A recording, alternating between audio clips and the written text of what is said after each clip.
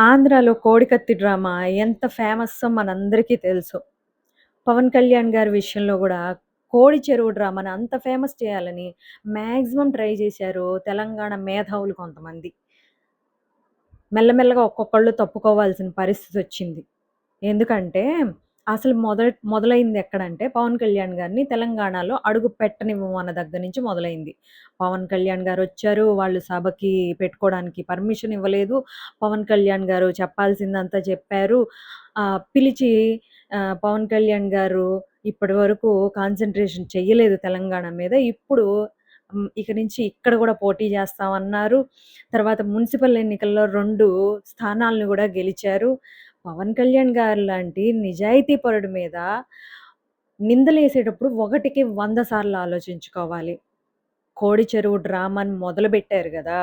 ఈ 'పృథ్వీరాజ్' ఎవరో 'వెలుగు', 'రఘు' ఇంకెవరెవరో కలిసి ఒక నలుగురు, ఐదుగురు కలిసి మొదలుబెట్టారు గదా!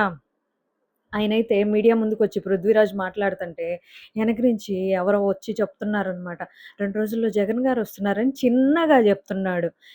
ఎవ్వరు ఇదంతా చేయిస్తున్నారనేది ఒక క్లారిటీ వచ్చేస్తుంది జనాలకు గూడా. ఎందుకంటే అతను ఇక్కడ బీఆర్ఎస్‌ని తిట్టడు, ఆంధ్రాలో ఉన్న వైసీపీ పార్టీని తిట్టడనమాట. కేవలం పవన్ కళ్యాణ్‌ని మాత్రమే తిడుతుంటాడు. అక్కడ జర్నలిస్టులు అంతే, మేధావులు అంతే. కానీ జనాలకి క్లారిటీ ఉంది. పవన్ కళ్యాణ్ గారు ఎలాంటి వాళ్ళు అనేది. ఎందుకండి హైడ్రా కమిషనర్ జెప్పారు డైరెక్ట్‌గా పవన్ కళ్యాణ్ గారు లీగల్‌గా ప్లేస్ తీసుకొని అక్కడ కట్టుకున్నారు. కోడి చెరువుకి ఎలాంటి ప్రాబ్లమ్ లేదు. ఆయనేసిన ఫెన్సింగ్ గూడా లీగల్‌గానే ఉంది. దానివల్ల చెరువుకి ఎలాంటి ఇబ్బంది లేదు.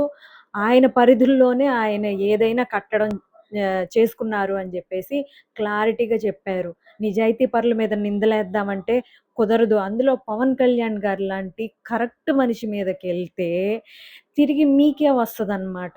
ఎవరు మీ చేత ఈ నాటకాలాడిస్తున్నారు ఏంటనేది మీరు మీటింగ్ మధ్యలో గుసగుసలు మాట్లాడుకున్నారే అప్పుడే అర్థమైపోతుంది.